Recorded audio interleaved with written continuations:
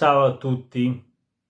Utilizzo lo speaker corner di Pagine Venete con parsimonia perché è vero, io sono tra coloro che hanno contribuito a costituirlo e per questo motivo voglio utilizzarlo solo quando è indispensabile, però stavolta è indispensabile, per cui ritengo che sia magari di interesse di tutti quanti poter beneficiare di quello che io mi limito solo a trasmettere, non è niente di mio particolarmente se non un'esperienza. È mancato, è morto in questi giorni Ivone Cacciavillani, l'avvocato veneto, uno dei personaggi più importanti nel panorama della riscoperta e della conservazione dell'identità veneta. Una persona che ho avuto la fortuna, il beneficio di poter conoscere nel 2018, incontrandolo presso il suo studio a Stra, quando per la rivista che gestivo allora, e si chiamava Veneto Vogue, lo intervistai e facemmo un colloquio perché intervistarlo era abbastanza impossibile. Lui era libero, incontenibile, debordante, per cui facemmo un colloquio dal quale io poi ho riassunto una serie di impressioni adattandole. In questi giorni ho condiviso i file, ma prossimamente mi ripropongo anche di trascrivere quei contenuti per farne delle pillole, perché in quella conversazione con un uomo che allora aveva 85 anni, è morto che ne aveva 88, ci sono dei principi fondamentali sui quali ciascuno spenderebbe bene il suo tempo a fare delle riflessioni, dei capisaldi per quella che può essere la ricostruzione del passato a beneficio del presente e in vista di un futuro virtuoso e finalizzato al bene comune. Noi oggi siamo chiamati a pensare un'Europa nuova, un'Europa adatta al tempo che viene, e nel nostro ambiente circostante un Veneto, una patria che sia adatta ai tempi che vengono.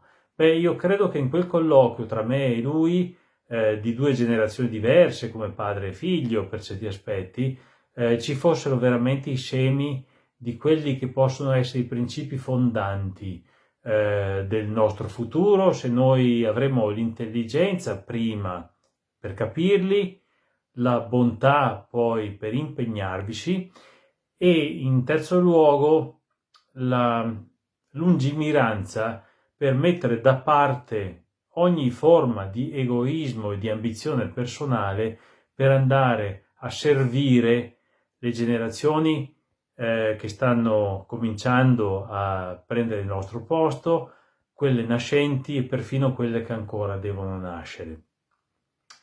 Io ritengo che Ivone Cacciavillani avesse focalizzato perfettamente quello che è il percorso del popolo veneto da quando ha perso la sua indipendenza e in seguito al quale fatto, il tremendo giorno del 12 di maggio del 1797, ha imboccato una strada che lo ha portato perfino all'oblio attuale, nel quale i veneti credono di essere una componente regionale di un fittizio popolo italiano.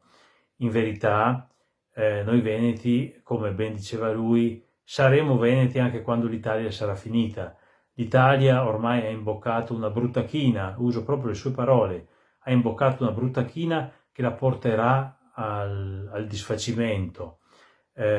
Stiamo vedendo in questi giorni, proprio adesso che vi parlo, sapete tutti, c'è Draghi incaricato come vero e proprio commissario per conto dell'Europa di imporre allo Stato italiano le riforme necessarie per adeguarsi a un sistema civile europeo che noi dobbiamo vedere in maniera positiva. Attenzione, io sono tutt'altro che europeista in senso draghiano, se mi permettete di sintetizzare. Io sono per l'Europa dei popoli, per l'Europa delle piccole patrie, per l'Europa della democrazia diretta, per il sistema svizzero esteso a livello continentale. Però io riconosco nell'Italia come Stato unitario il vero centro di tutti i mali, non solo per noi veneti, ma io penso ai napoletani, io penso ai toscani, io penso alla gente del centro Italia, tutti quelli che sottostanno a questa disgrazia della storia che si chiama Stato unitario italiano. Pensando a tutta questa gente, io ritengo che la visione mia, ma di Ivone Cacciavillani, e cito Carlo Lottieri, professore universitario con il quale condivido da presupposti diversi intenti e finalità in piena sintonia, io penso che il futuro debba essere orientato a un cambiamento radicale. Così come è sempre accaduto nel passato, la storia va avanti e ciò che è andato bene, forse, io ho dei dubbi, ma che è andato bene per il XIX e per il XX secolo, non sia assolutamente più adatto per il XXI secolo. Quanto con Ivone Cacciavillani discutemmo in quella caldissima giornata dell'estate del 2018, torna totalmente di attualità ora che lui è andato avanti, come dicono gli alpini, perché le sue riflessioni erano assolutamente necessarie a capire la strada da imboccare. Noi veneti siamo un popolo, ma come popolo siamo un popolo europeo. Dobbiamo entrare nell'ottica della visione veneta europea. Ovviamente l'identità europea deve configurarsi nella civiltà cristiana. Non vuol dire una presa di coscienza di tipo confessionale, quella può riguardare la fede di ciascuno. Io sono un cattolico convinto, ci sono arrivato col tempo, ma questa è una mia dimensione di fede personale. C'è una questione però di valori civili che ci riguarda tutti. La civiltà europea, la res publica Christianorum, la res publica europea, europeorum, è qualcosa che riguarda tutti quanti. Quei valori sono nostri specifici. Su quella noi possiamo costruire qualcosa che fa stare bene tutti assieme, a prescindere dalle declinazioni locali. Fare memoria non significa adorare il passato, non significa adorare le ceneri, ma conservare la fiamma. Qui ho citato Robert Scruton, un altro grande conservatore che se n'è andato da poco. Cosa dire di Ivone Cacciavillani a memoria di tutti? Un mio amico, Davide Basso, dico anche nome, giusto, no? Un mio amico Davide Basso ha detto: sarebbe stato il presidente ideale della Repubblica Veneta rinata. Sono d'accordo, credo che fosse proprio la persona ideale per incardinare, impersonare i valori profondi della veneticità a 360 gradi. Un'altra questione molto innovativa da giurista lui aveva e che va rispettata e capita. Le amministrazioni locali sono diverse a seconda del territorio. I comuni di città sono diversi dai comuni di campagna e dai comuni di montagna. Una riforma del diritto amministrativo in senso localista dovrebbe essere concepibile con l'intelligenza che noi abbiamo oggi e con l'esperienza istituzionale democratica maturata nei secoli, dovrebbe essere messa in pratica per dare vita a un ordinamento giuridico che tenesse in considerazione tutte le realtà locali nella loro specificità. Dopo si può essere non d'accordo, per esempio io da Montanaro, perché ho casa a Sovramonte, vivo a Vicenza e vivo a Sovramonte, a metà. Sovramonte è in provincia di Belluno, nel Feltrino, ed è al confine con la provincia di Trento. Io sono il primo a dire che la mia visione dell'amministrazione dei territori di montagna non era del tutto simile a quella di Ivone Cacciavillani, che pur era legato al Cadore o allo Zoldano, adesso non ricordo di preciso, mi parlava delle sue frequentazioni nell'Agordino, San Tommaso Agordino, mi parlava di San Tommaso Agordino, mi è venuto in mente finché parlo. Per cui, pur nelle differenze di applicazione specifica, va riconosciuta l'intuizione che ha del geniale, che è quella di dire, rispetto all'impostazione giacobina di uno Stato uniforme che si riproduce a livello gerarchico piramidale dal centro alla periferia in modo sempre uguale, viceversa va preso come principio fondante il territorio, la comunità locale fondata sulla famiglia addirittura, arrivava a dire, per organizzare un'entità statale nuova che, tenendo in considerazione tutte queste differenze, riuscisse a fare sintesi. Ma perché diceva questo? E su questo ci demmo la mano, ricordo una stretta vigorosa di mano. Perché il concetto fondamentale non è Stato, il concetto fondamentale è Repubblica, il concetto fondamentale è res publica, la cosa di tutti, che è diversa da Stato. Lo Stato deve servire appunto a gestire e organizzare la res publica. La res publica viene prima dello Stato, ma prima della res publica viene la famiglia e prima della famiglia addirittura viene la persona. La persona è il concetto su cui va fondato ogni nuovo ordinamento giuridico. E persona è concetto eminentemente cristiano. Ed è su questo che si fonda il concetto, detto qualche minuto fa, di civiltà cristiana europea.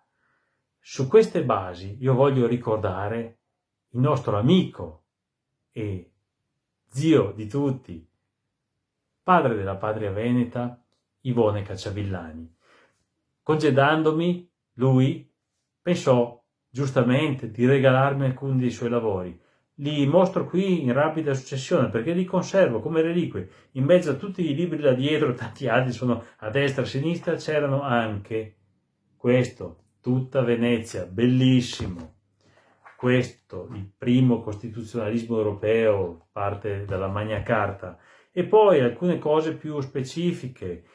Questo qui, una sua cronaca di esperienze sue di aula in aula, le sue esperienze processuali nel diritto penale, oppure quest'altro, la congiura spagnola del 1618, quanto attuale è questo libro. Per dire che cosa?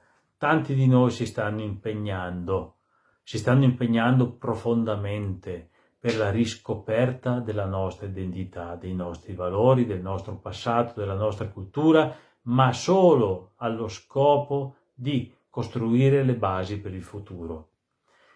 Io stesso, se mi prodigo, sempre disponibile a dare una mano a tutti quanti e di mettere a disposizione mezzi come questo, che va su paginevenete.org, ma che è a disposizione di tutti, chiunque abbia dei contenuti. Lo facciamo perché abbiamo fatto l'incontro con la nostra verità storica. Davanti alla verità non puoi più astenerti dal parlare, non puoi più tacere, devi metterti in gioco, perché altrimenti passi la vita col senso di colpa di non aver fatto qualcosa per contribuire a far emergere la verità. Se tutti insieme ci impegniamo, ciascuno con le sue capacità, senza pretese, perché le mie stesse sono limitatissime, ma ciascuno fa la sua piccola parte, mette una goccia nel mare, il mare riusciremo a produrlo e quel mare travolgerà ogni ostacolo. La Repubblica Veneta può rinascere, ma per rinascere deve essere finalizzata al bene comune. Il bene comune è finalizzato a costruire un'area di civiltà adeguata al tempo che viene e ai secoli venturi.